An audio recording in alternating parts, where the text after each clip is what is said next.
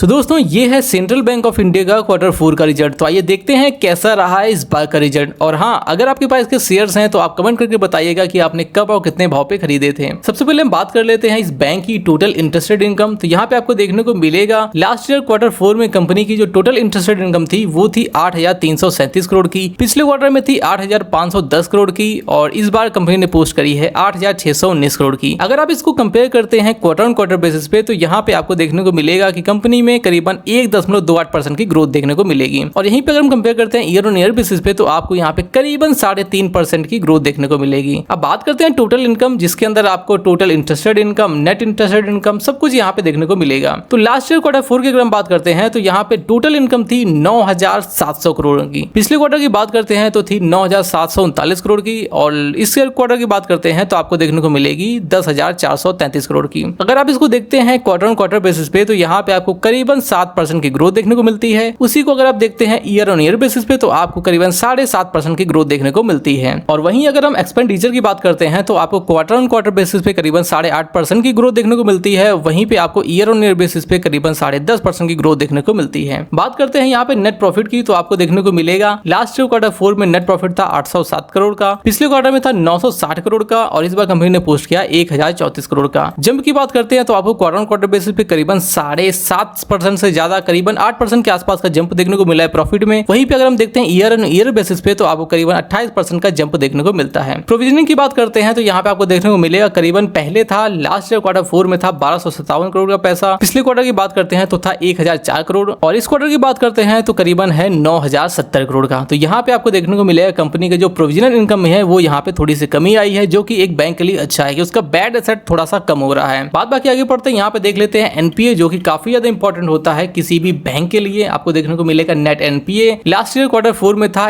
1.23% का और बात करते हैं जून में तो यहाँ पे आपको देखने को मिलेगा 0.73% का, सितंबर में 0.69% का, दिसंबर में था 0.59% का और इस बार कम होके हो गया 0.55% का। तो आपको नेट एनपीए में लगातार गिरावट देखने को मिल रही है, जो बैंक के लिए काफी अच्छा है और अभी तक मेरे को यही एक बैंक दिखी है जिसमें काफी अच्छे रिजल्ट हमें देखने को मिल रहे हैं। हालांकि इसके अगर हम ईयर ऑन ईयर बेसिस पे ग्रोथ की बात करते हैं तो यहाँ पे आपको देखने को मिलेगा सिर्फ 3.5% की ग्रोथ देखने को मिली है और प्रॉफिट की बात करते हैं तो करीबन 28% की ग्रोथ देखने को मिली है। लेकिन इसका एनपीए में काफी अच्छी हमें डिक्रीजमेंट देखने को मिला है। बात बाकी अगर आप इसके डिविडेंड की बात करते हैं तो डिविडेंड का यहाँ पे ऑफिशियली तो कोई अनाउंसमेंट नहीं किया गया है। वैसे यहाँ पे एक जगह दिया गया है कि आपको 8 रुपए प्रति इक्विटी शेयर के हिसाब से डिविडेंड का अनाउंसमेंट किया जा सकता है।